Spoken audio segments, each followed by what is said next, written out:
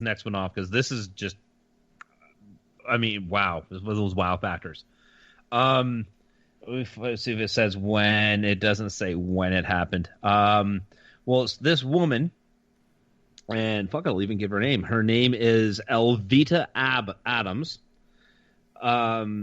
She got up into, she was in the Empire State Building, and she got up to the 86th floor and wanted to commit suicide. So she jumped off the Falcon balcony.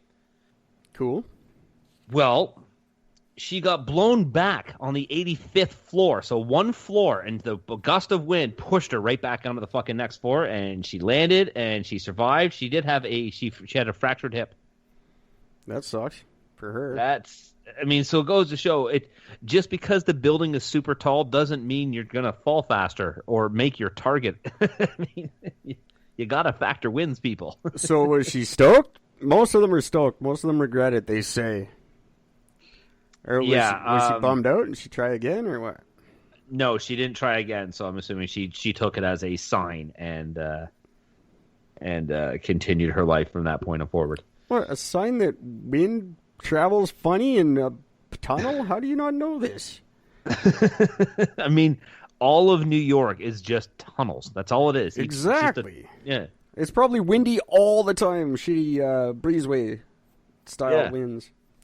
How do you does nobody watch Bill Nye ever? No. Or any other elementary school fucking science show? How dumb are people? Fuck. I shouldn't. Like, it's great. Good. I'm glad you lived or whatever. If you are, I am. Sure. It baffles me that people don't know things about stuff. It happened on December 2nd, 1979. She lost her job. She was 29 years old, was living off of $100 welfare checks.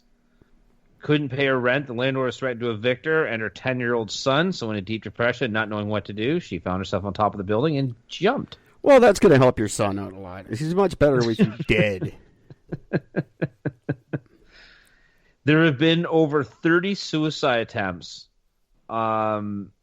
Most of them have been successful. But yeah, the very first one happened the year it was completed. So in 1931, when it was completed, that same year, or just before, I should say, a guy jumped from the 58th floor. Was that before or after King Kong fucked it up? That was after. Sorry, before. Good. Yeah, they drained Niagara Falls one time, and they found a bunch of bodies in there, too. There's also another lady by the name of Evelyn McHale. She was dubbed as the most beautiful suicide because she wore these pearls and gloves, and she landed on top of a limousine. Nice. And a guy a student photographer took the picture, and holy fuck, the whole roof is, I'm staring at the picture, the whole roof is smashed right in, and... Oh, yeah. No, man, she looks pretty nice.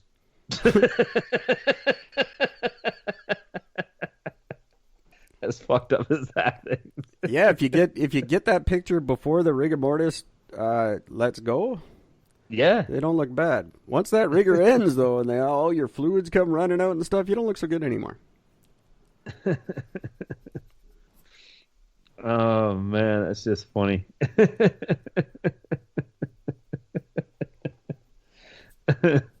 It's not really like the movies, kids. If you've never seen them, they don't look like they do on TV. You don't walk in on a body and it looks like all nice and you hug it and cry. They're gross. Bodies are gross. I will say this about this lady, the Elvita Adams, who jumped and survived. Apparently when she was in the hospital, she said that all I remember is the pain. I was in so much pain, I wasn't afraid. She's also quoted as saying, I'm not sure if the wind pushed me back or pushed me off. So it'd be funny if the wind sucked her off on the one floor, then pushed her back on the one below. That would suck if you're up there and you're having second thoughts and then the wind blew you over anyway.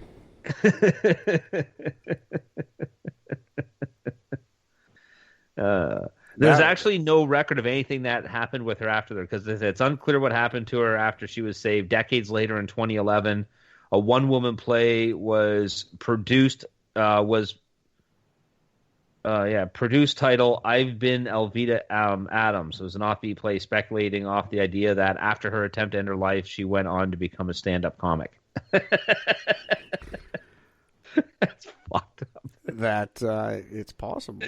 It's very possible. I mean, face it, comics have sick fucking senses of humor, so I wouldn't be overly surprised. If you're going to commit suicide, at least jump out the 23rd floor. Do it honor a good book while you do it.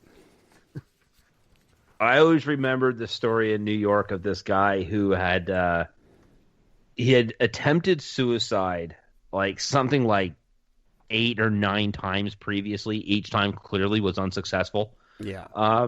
So finally he made this declaration in a note where he was going to jump off a building and land on the street below. And he was very specific about landing on this street and having it in front of everybody. Well, he did commit suicide. He did jump off the building, but he didn't die because he hit the pavement. He died because as a bus was going by, the bus hit him just before he landed. No, so in front of the bus and bam. Technically, still fucked it up, but you probably don't have this answer. But was he ever prosecuted? Because committing suicide is actually illegal. This happened in the 70s. I don't know if it was still illegal back then. I don't know. I'm not sure. But yeah, absolute genius. Though I just remember that going. The guy who committed suicide and finally he finally does commit suicide, but yet still not as he planned. That sucks. I could never try it, but it would be really bad if you did and it didn't work. That's pretty much you don't get lower than that, I would think, emotionally. Yeah, no, no, I don't think. You either go so dead emotionally at that point, or you go the opposite way and you think that you're a god, therefore you're never going to die. That would probably happen to me. Yeah, that would be my thing too. I mean, let's face it, that's pretty much what happened to me anyways. Well, try to kill myself, gun jammed. All right, fuck it. I'm invincible. when I beat my MRSA there, I was just like, hells yeah. Right? That's 2 for 2, cancer and MRSA. I can take it all. I pretty much can. And not in the Mr. Burns kind of way. Monty Burns, I guess I meant. I really think I'm going to die on my own terms. And that's it. It will be probably a stupid way, but it'll be self-caused. It will be suicide. I don't mean that. I just mean it'll be something stupid that I'm doing that will kill me. It's not going to be like COVID. Yeah, no. I'm the same way. I think my death will either be absolutely spectacular or it'll be that's what killed him. Really? Yeah. That? The fat man choked on a little peanut and died from it? Really? That's what killed him? I could see that. Oh, it's just funny. Hey, did you know that at McDonald's you can actually get a McDonald's gold card? I think I did know that. That gives you free food for life. That's not a gift. Not really. Some of its members, you have Warren Buffett and Bill Gates, are 2 of them. Well, it's a good thing because I know those guys can't afford food. Right. I mean, let's give free food to people who have more money than everybody. I mean, it makes perfect sense if you. But there is one. There is. Yeah, I mean, because neither of them probably ever eat it anyway, so it's a perfect idea. Well, there is another man with a gold card. His name is Charles Ramsey. He was sitting at a McDonald's eating his Big Mac, and he ditched his Big Mac, his half-eaten Big Mac, and rescued 3 kidnapped women. And so as a reward, McDonald's said, "You get to eat here for life for free." He ditched his Big Mac? Ditched, yeah. He said, "I'm not finishing this. I'm going to go and save these women first." Wow. Thank you, McDonald's, for latching onto that little nugget. Nugget. I don't think that's not a difficult bridge to gap there, or gap to bridge. Like I could save these women, or I could eat this disgusting sandwich. I could be a hero, or I could have indigestion. Let's see what I feel like.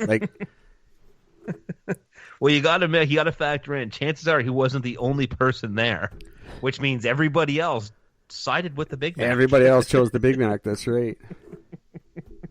So, and it would have to be Burger King before it was even a question for me. Oh God, I love Burger King. I really do. So much. I'm so happy that Milton doesn't have a Burger King. I'd be there all the time. Milton doesn't have a Burger King? How do you even call yourselves a town?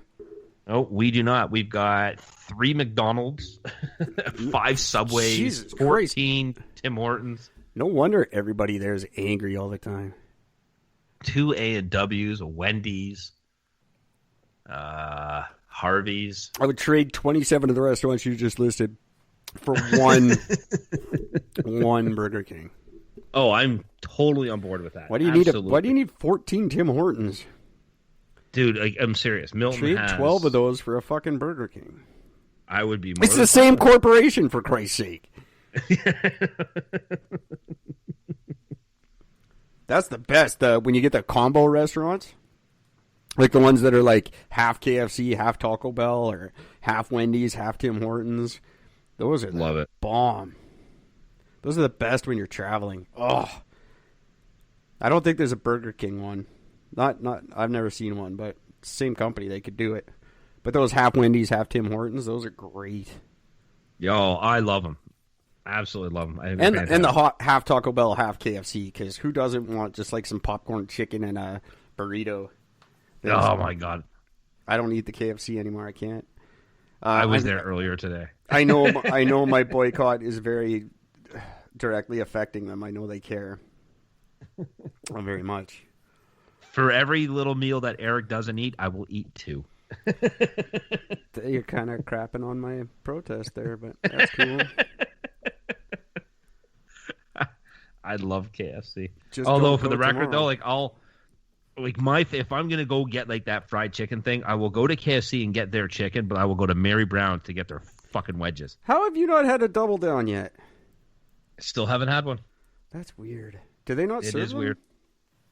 I actually have not seen them advertised here in Milton. That's the one in Milton. Yeah, so we might not have it. I only ever saw them the one time at Metrotown was the only place I could get them. And I only ever one up the street on Lonsdale had one. Did they? I never went in there. There's a guy that works there that is amazing. He's just the way he does his job. It's just he fucks with people. What does he call? Do you need sleeve savers instead of calling them napkins? And everybody gets confused, and I always giggle because I know what he means. But he's just I don't know, something about the guy. He's just really fucking funny. I just go in there just for the company because the guy's fucking awesome. Yeah, unless I accidentally got dropped off there by mistake or something. I never went up Lonsdale. That hill is way too fucking steep for me to even consider. If that was the only KFC, and I would never eat at KFC again because there's nothing getting me up that hill past 3rd. Oh, man. Living on 19th and walking up to, what's that bar? The Queen's something. Queen's Crotch.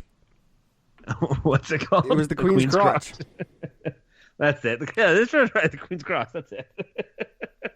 But yeah, man, you walk up there, have a fucking couple of beers, and you go to walk down. You're like, oh my God, I'm going to get home in like 8 seconds. Just lean forward and let gravity take you. The Queen's Crotch. That place there, the pitchers were like $26 or something. Yeah, the food was really good, though. I wouldn't know. I could never afford it because the beer was fucking ridiculous.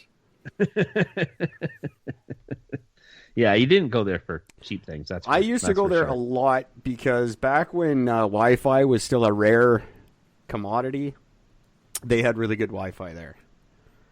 So I used to actually go there quite a bit to use their Wi-Fi. That was back when like not everywhere had it. Like it was a rare thing. Only very select places had it. So you just order a pint and sit there all day. That's just that. That was many, many years ago. Puppies were the oldest animals.